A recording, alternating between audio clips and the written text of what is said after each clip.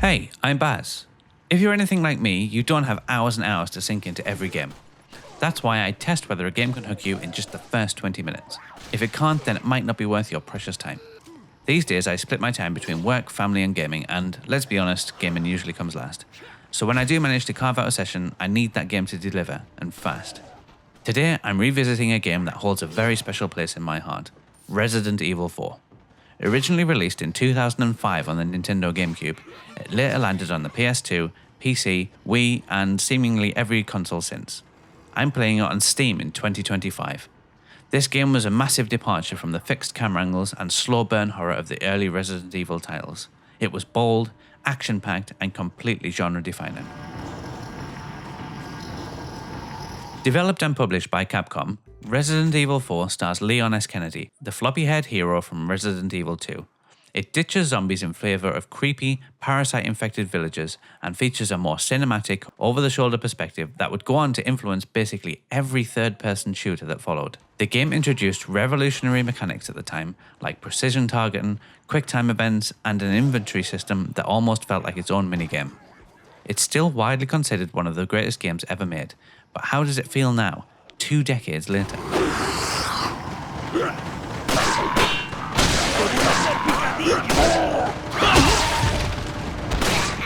Story. If you're familiar with this channel, you'll know that I usually skip cutscenes to squeeze as much gameplay as I can out of the first 20 minutes. Even so, Resident Evil 4 makes it clear what's going on. You're Leon, and you've been sent to rural Spain to find Ashley Graham, the US president's daughter. Within minutes, you're deep in an eerie village full of people who are definitely not right. They're not quite zombies, but they're also definitely not normal. Something's controlling them. It's all deeply unsettling. There's a brilliant moment at the end of the opening section. You're swamped by enemies in the town square, and just as you think you're done for, and I was once or twice, a church bell rings, and suddenly everybody just stops and walks away.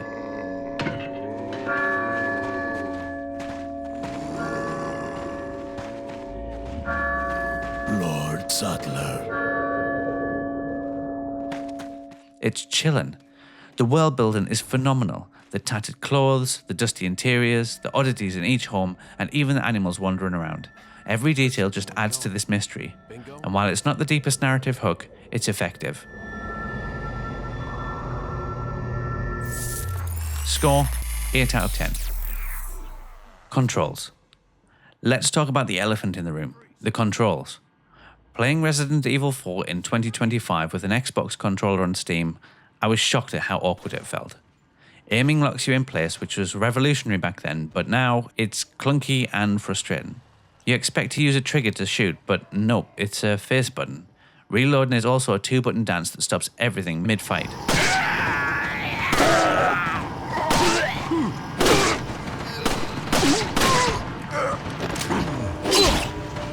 Worse still, the right analog stick doesn't control movement direction, it just awkwardly pans the camera when you're walking around. I kept forgetting it was even there. And when you're surrounded by enemies, this lack of fluid control is really noticeable. Smashing boxes to get ammo or health is needlessly fiddly. Aim the knife, slash, then confirm to pick up each item. It's a momentum killer for sure. While I don't remember this being a problem when I first played it in 2005 on the PS2, it really feels dated now.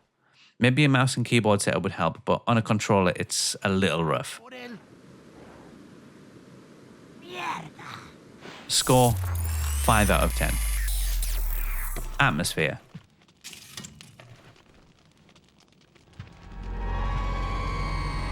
I was wondering if you might recognize a girl in this photograph. ¿Qué carajo estás haciendo aquí? ¡Lárgate, cabrón! Sorry to have bothered you. This is where Resident Evil 4 redeems itself. The atmosphere is still top tier. The village is moody, dilapidated, and full of dread.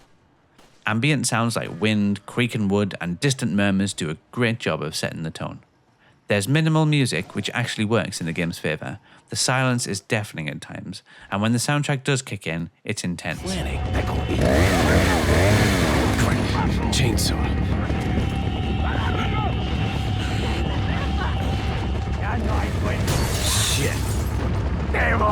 When I compare this to Resident Evil 1 to 3, I do think the earlier games created more immediate tension. You felt isolated and vulnerable. In Resident Evil 4, it's more about overwhelming you. Crowds of enemies, chaos, noise. It's less creepy and it's more panic-inducing. Still, it draws you in. You feel like you're in real danger the entire time, and that's a testament to how well they've crafted the world. Score, 8 out of 10. Music and sound. I've got to give a special shout out straight away to the save room theme. It's one of my all-time favourite video game tracks. Melancholic, peaceful, and just unsettling enough to remind you you're still in a horror game. It's a perfect breather in between the chaos.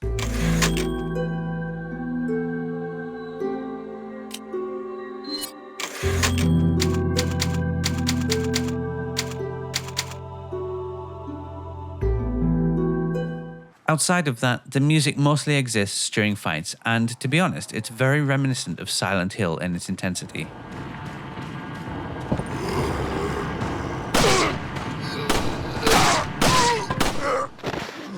Sound effects are functional, though enemy voice lines are genuinely creepy. The murmuring, the guttural yells, the weird religious chanting, all of it adds to the paranoia.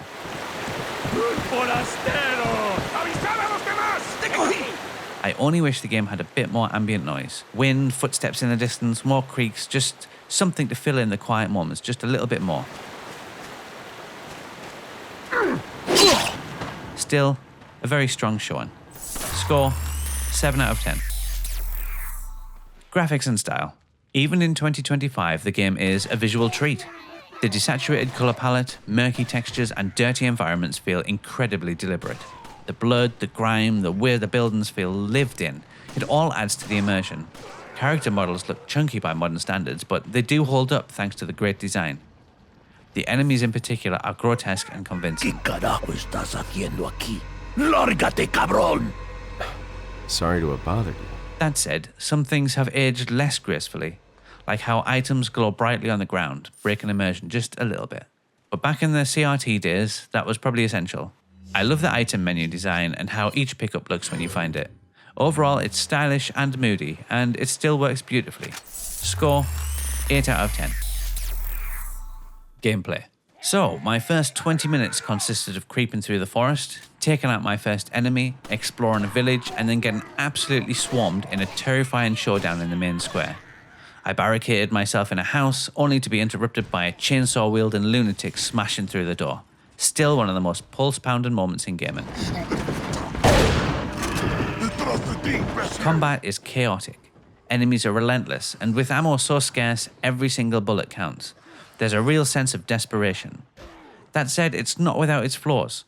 Item pickups are clunky, and the constant "you found something" pop-up screens slow the pace considerably. You have to confirm every single pickup, which is fine the first time, but it gets old fast. Enemies all do the same thing. They all tend to sprint at you and then walk calmly when they get close. A strange AI decision clearly designed to give you a chance to react. It is appreciated, but it does feel artificial. That said, the gameplay loop is still compelling, even if it's rough around the edges now. The intensity and pacing of the combat still works, and I definitely wanted to keep playing.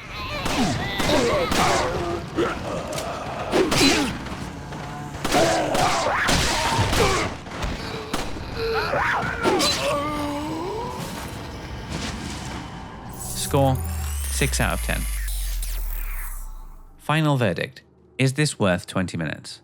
So, this is one of my all-time favourite games. I remember playing for it on the PlayStation 2 when it first came out for hours as a teenager, absolutely glued to the screen, lost in the chaos. But 20 years later, trying to experience it again in short bursts, it's a mixed bag. There's still a lot to love here. The tone, the pacing, the world building, it's still brilliant. But the awkward controls and some of the dated design choices can really sap your enjoyment, especially if you're short on time. If you're coming back for nostalgia, I'd say absolutely play it again. But if you're brand new to the series, maybe try the remake first. It's probably a lot more optimized for modern audiences. Either way, Resident Evil 4 remains a landmark title, and despite some wear and tear, it's still got bite. Final score, 7 out of 10. What's your favourite Resident Evil memory?